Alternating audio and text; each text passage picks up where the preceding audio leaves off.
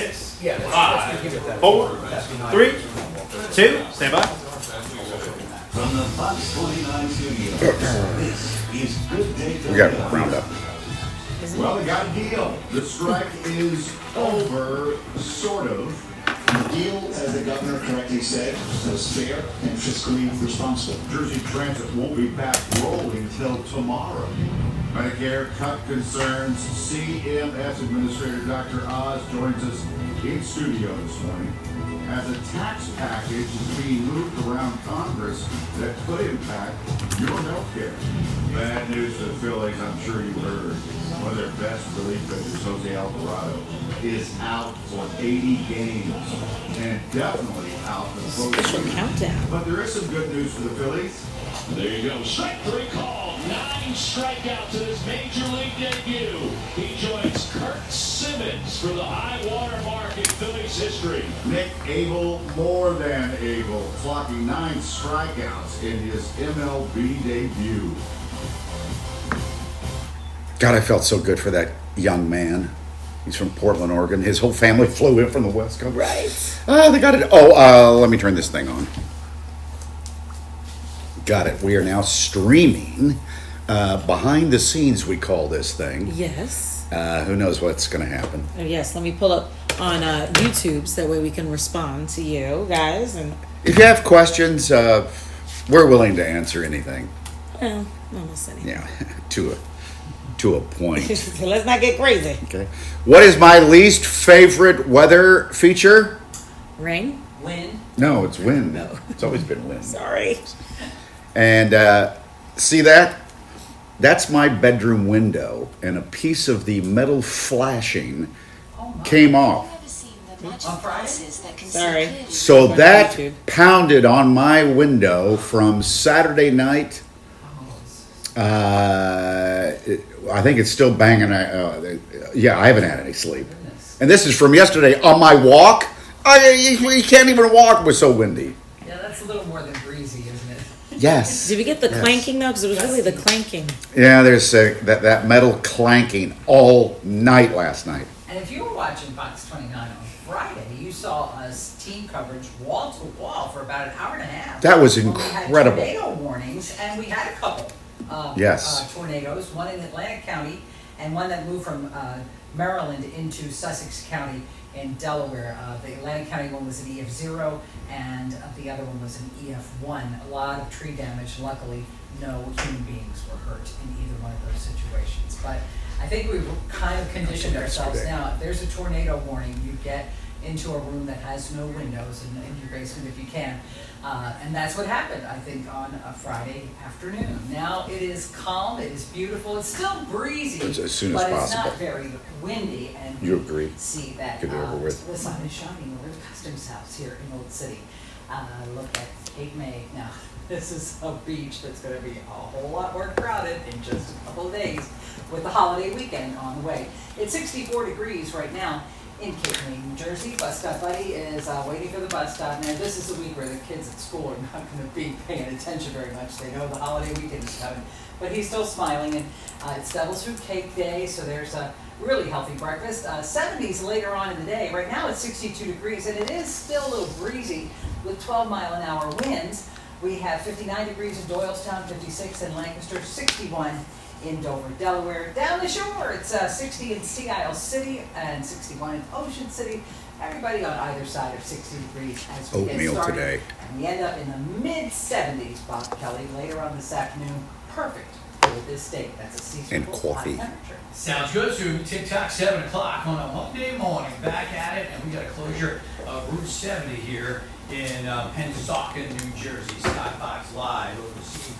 The car's not here, but take a look at this telephone pole. Kind of cracked in half here, right at the base. So it's kind of leaning to the left. And of course, it's carrying some of the power lines. We got New Jersey Electric out here, PSE&G, but all westbound lanes of Route 70 closed right here at Cuthbert Boulevard. So all traffic is pushed off. This is right near Camden Catholic High School, and that's going to cause a havoc for anyone coming into Philadelphia. Come on, let's go to the maps. It's a westbound Route 70. You're right in front of the cemetery there.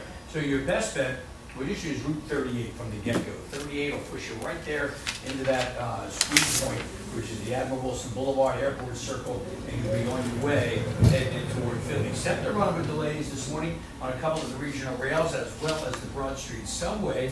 It's tassel time for the University of Pennsylvania. The 269th commencement today at 10:15. We got to get there early to get a seat, and that's exactly what's happening. We're stacked up both directions on the Schuylkill, trying to exit the university. So we're going to see that all during the day, and then of course right after the ceremony is over, bam, instant traffic jam trying to get out of there. We had a couple of hiccups there. The ground stop on Friday because of the storms. A power outage on Saturday at Philly International. So this morning, we're running with 22 delays already as they're trying to get back up and running full schedule down there at the airport. Mike and Alex, back over to you. All right, 7:05. They got a deal. No strike for New Jersey Transit. Let's get to Monty Hall right now for a report. Oh, it's Hank, sorry.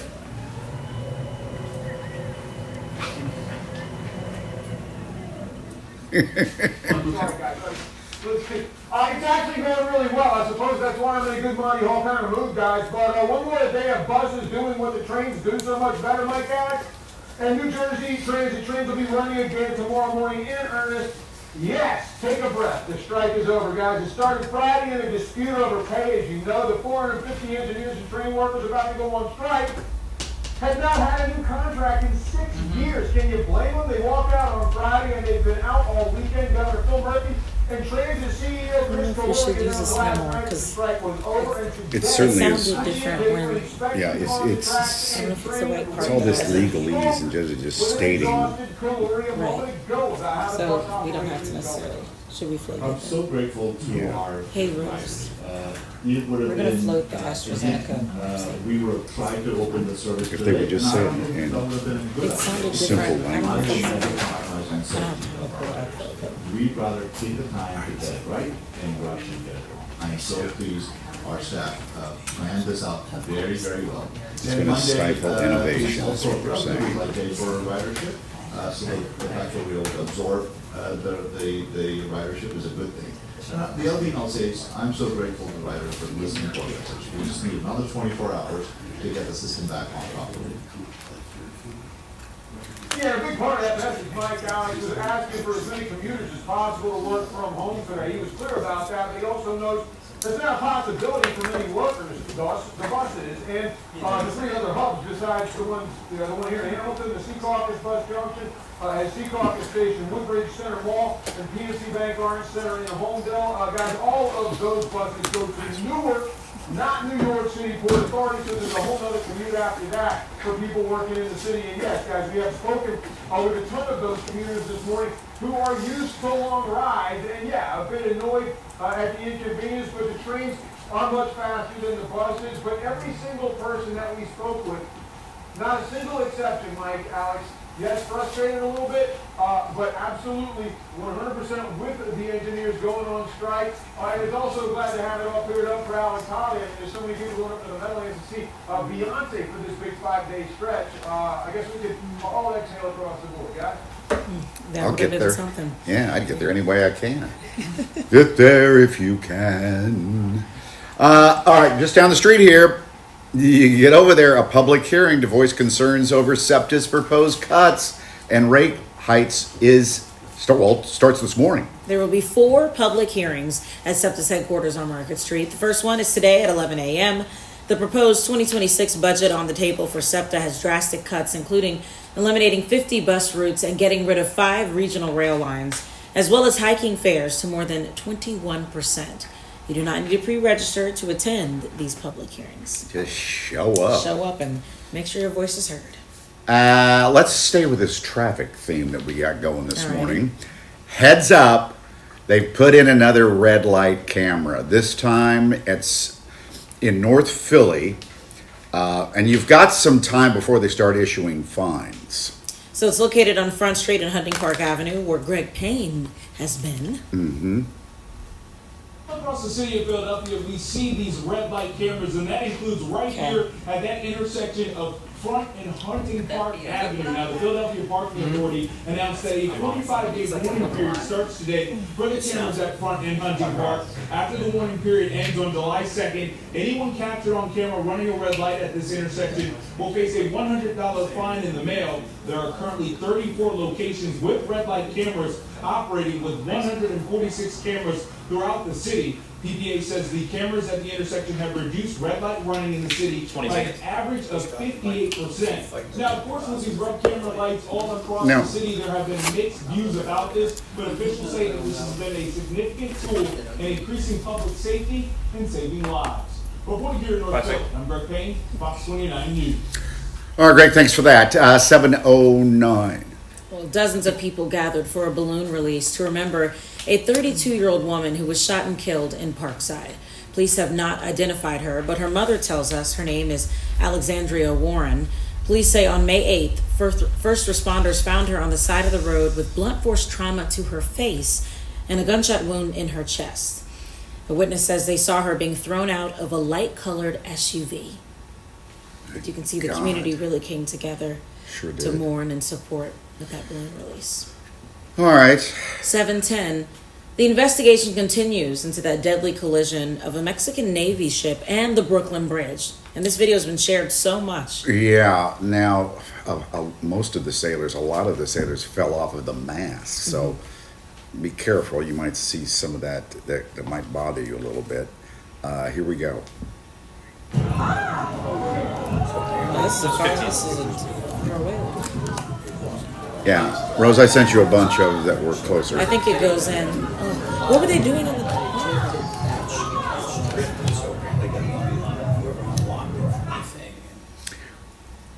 here's a closer view of it. Yeah, it's ceremonial. This ship was headed to Iceland, but as part of the ceremony and the pomp and circumstance, the sailors lined the mast. There are a lot of sailors on those masts, and all three of the masts went down. So it made contact with the bridge. This must have been about 8:30 Saturday night. You could see the ship's three masts snapping. So the New York City mayor, Eric Adams, says 2 sailors were killed and about 20 others were injured. Nearly half are in critical condition. It was a long drop to the deck of that ship. The bridge really didn't sustain much damage at all. In my head, it feels like I'm in a movie. 17 seconds. I didn't know what to think. I was like, is this a movie?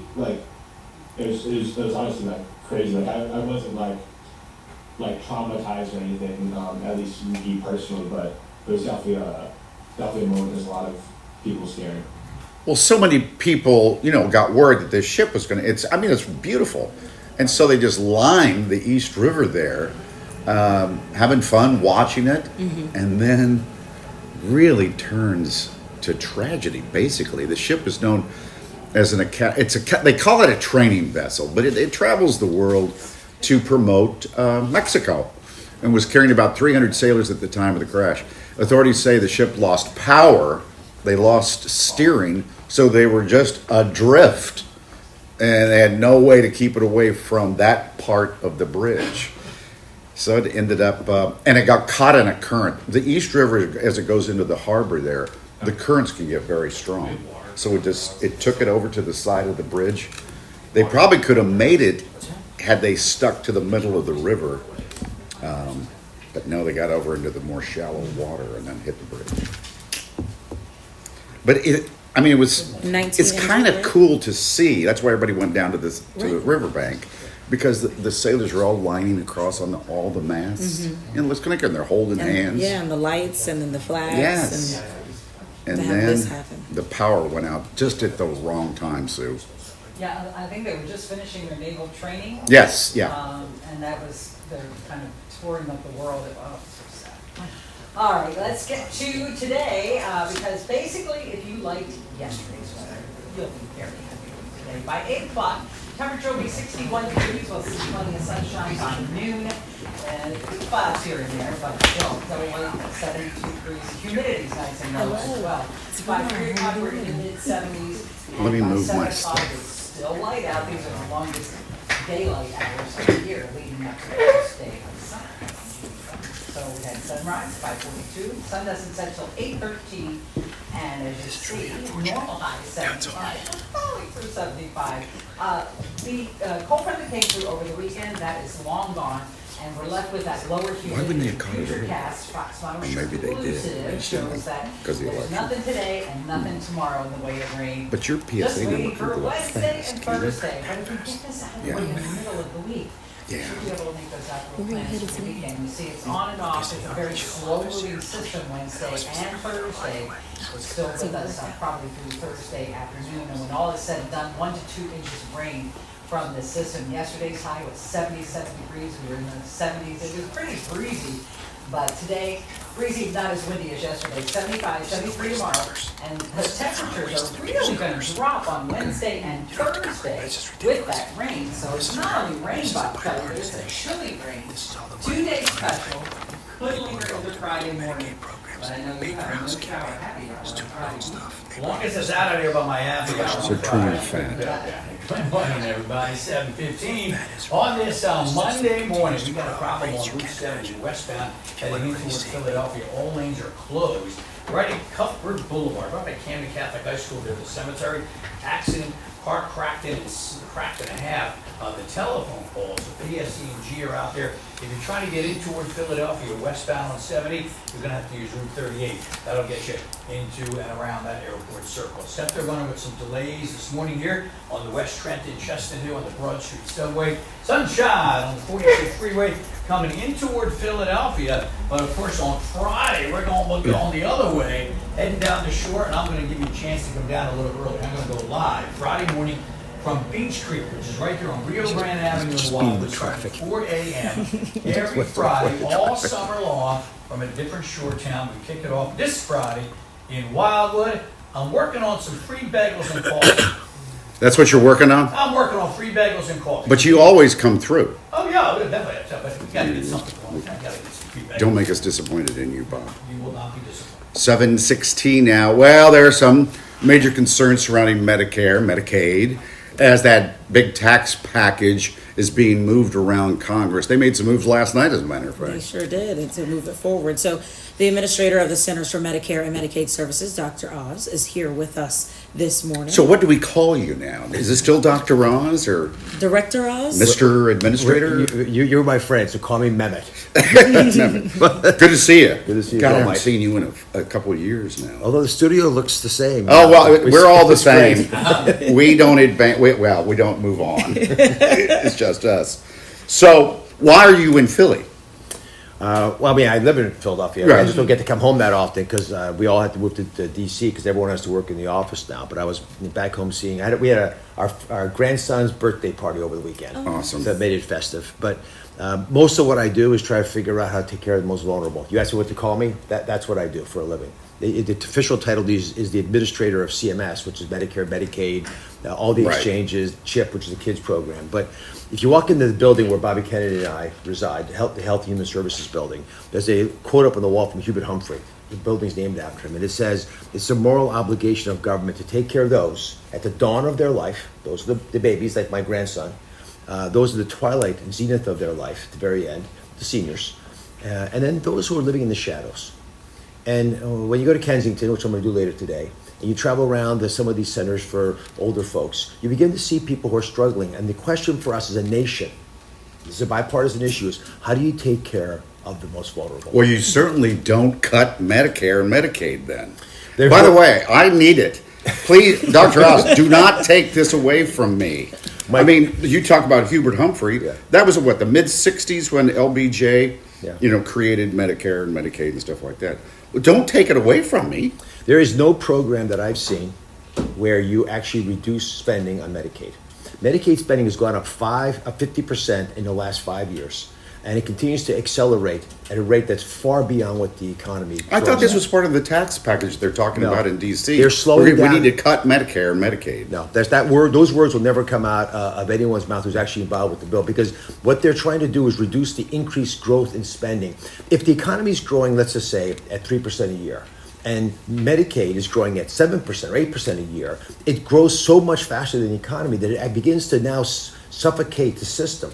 And most importantly, those vulnerable populations I spoke about, there's a certain number of doctors and hospitals who will take care of those folks. If you dramatically expand Medicaid and you don't provide some type of a work requirement, which means, by the way, either you try to get a job or try to help in your family or try to get an education, volunteer, do something of service to the community, then you start to bulge the system so much that there's not enough people to take care of the folks you need. So you're not going to add to it, but are you telling me right now that you will not cut Medicaid? We will not cut Medicaid. Medicare. Or even some. Medicare's not even on this. Medicare's not even being discussed. Medicare's not being touched Okay. at all. But even with Medicaid, the Congressional Budget Office released some figures, and they're saying based on where it is now, 7.6 million Americans will lose health insurance over the 10 years. So if we're not making cuts, some people still might lose their coverage that they do need. And that's a nonpartisan. Agreed. But Alex, let's do a little thought experiment. You have a relative in your home who is getting free health insurance, and you say to them, in order to keep getting the free health insurance, all you have to do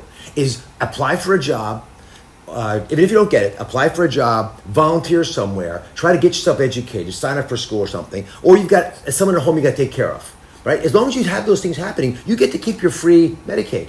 If you're not willing to do even that, what would you tell that relative? That's what we're discussing in America today. We have got to get back to where we were even 5 years ago with these programs, where we actually had a sustainable system. My job is to save and protect Medicaid. That's what I'm seeking to do. Yeah, you're not asking 70 and 80-year-olds to go get a job. No, this is for Medicaid. Okay, Medicaid. Medicare population is fine. If you're over the age of 65 or have other conditions, we're not touching Medicare. The president has promised they will love and cherish Medicare. That's not at all being discussed. That program, actually, with a couple of tweaks here and there, I feel pretty good about it. But what about the co-pays? Because if we're talking about Medicaid and folks who already are dealing with a lot and they're low income, we're seeing reports that it may be up to $35 now, new co-pays that weren't there before. The co-pays for most people in America are under $10 a month.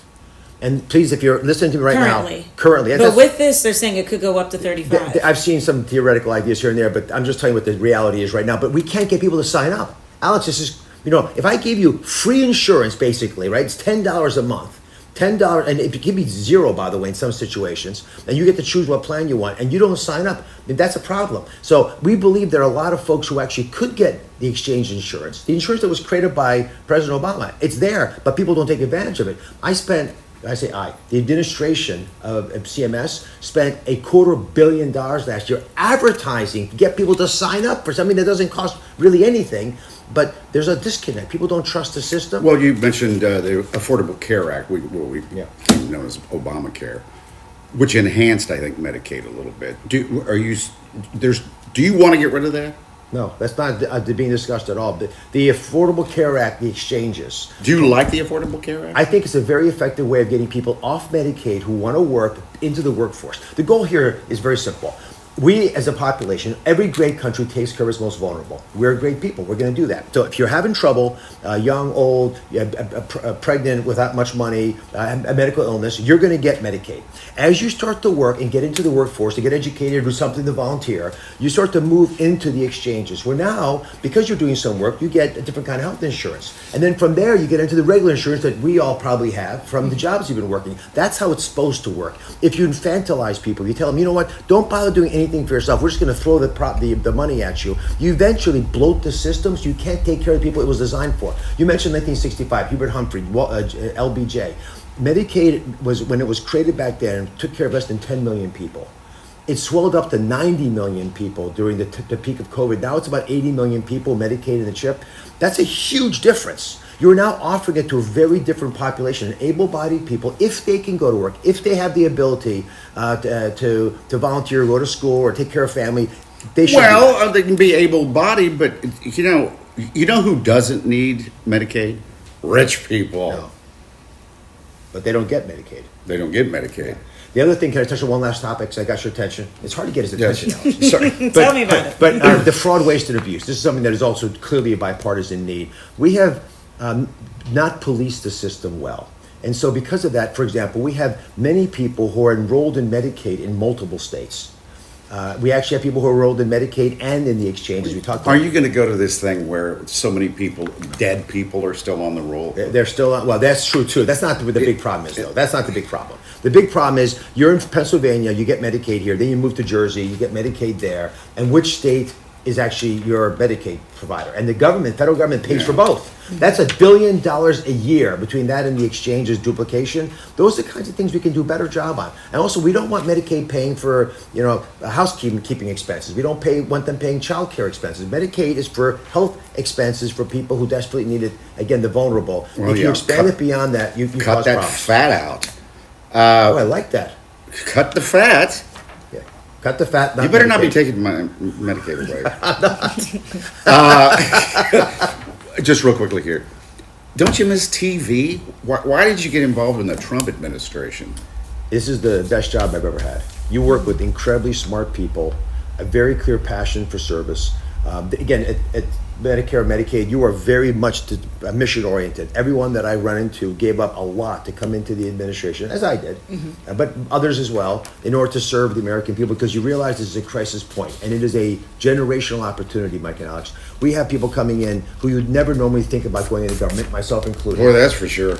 But these folks are doing everything they can to save systems that we grew up with, because they see this country as a shining city on the hill that the rest of the world looks to for leadership. And if we don't take care of our own, we can't lead the rest of the world. There's a lot of former TV people in the Trump administration. I've been on TV most of my life. He want a wants, job? he wants Yeah. next, yes. Oh, I like this. Perfect.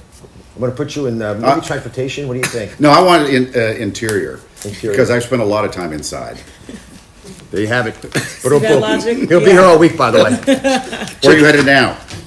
So our regional office in Philadelphia, which is fantastic, is in the city. So it's just a few blocks from here. So take a stroll down Market, and Yeah. and I'm visiting Kensington today. Yeah. Just it's the largest open air drug market in the country. I remember those Yeah. pieces that you did on your show. But I was in medical school here in West Philly. Kensington was not like this at all, No. and that's changed dramatically. I'm going to visit a PACE center. You know what that is? Where it's a program for caring for older folks. Yes. The idea is to keep them out of nursing homes by providing community to them. This is how you do healthcare right. Do what human society's always done. Embrace older folks, love them, cherish them, make sure that that they feel connected to the community. Those were the blue zones come out. I remember, yeah, The yeah. place where people live 4 years longer than they do. That's right. In the 4 times longer to age 100 than they do in the We U.S. have one of them in the U.S. Yes, we do. Loma Linda. Loma Nice Linda. job. Yes. Yeah, Loma But Linda. Sardinia, Costa Rica, what do they do in common? The older folks get together, they're revered, and they talk and connect. Dr. Oz, There's you've been in community. television. You've worked in television. We're getting rap. The rat, Oh, yes. I'm not. Over- I don't have it. He I doesn't have an think- earpiece in, I don't so he have doesn't. it. Rap. There we go. Yeah, they're telling us. So we're going to take a Take break. care. Alex, take Thank care. you. Clear. You still have great hair. Yeah, the hair's mine. The color is my Yo, color. it's winning now. The color. At least we got good hair. Get one photo if you don't mind, Noah. I use this as evidence. You have an entourage. Yeah. You have no idea. Alex looks smart. Oh, sorry.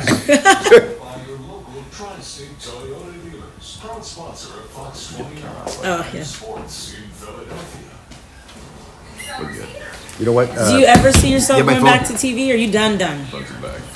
I don't know what I'm going to do next. Yeah. But this is all consuming.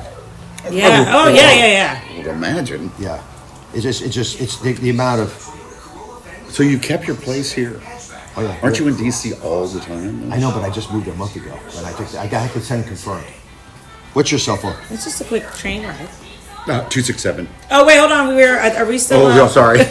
We're streaming on the internet, so write it down.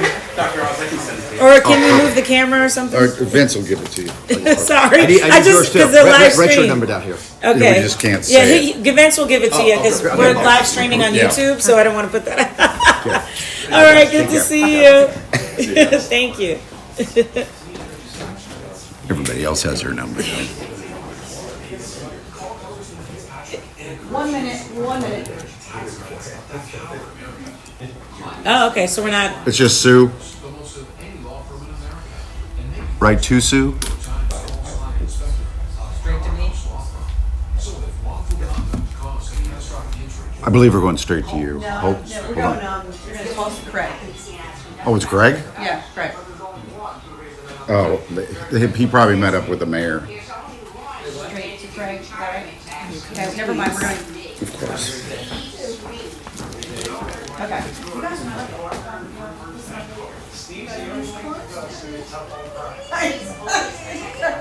Bob, you still got a minute. You're not up yet.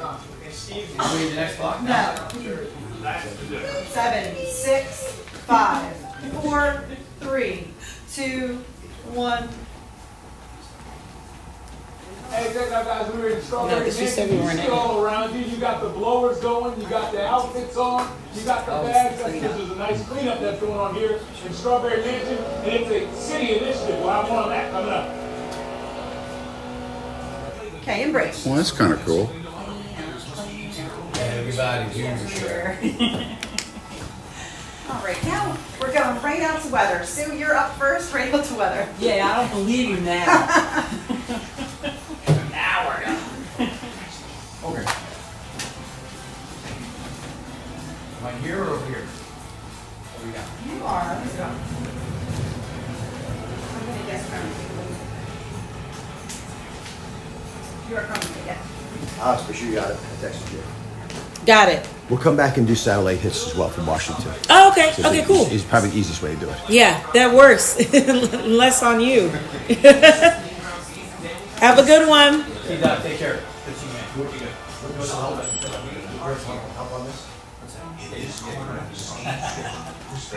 I'll clear the road for you, so yeah. So take care. Took those spots like an arm. Making Jersey City the state leader in affordable housing. 1 minute, you, Sue. In this corner, Donald Trump is going after our health care, education, and working families. Steve's beating Trump. Trump is serving health care and housing, denying unfair tax rates, and you don't Sure. That table was supposed to be outside.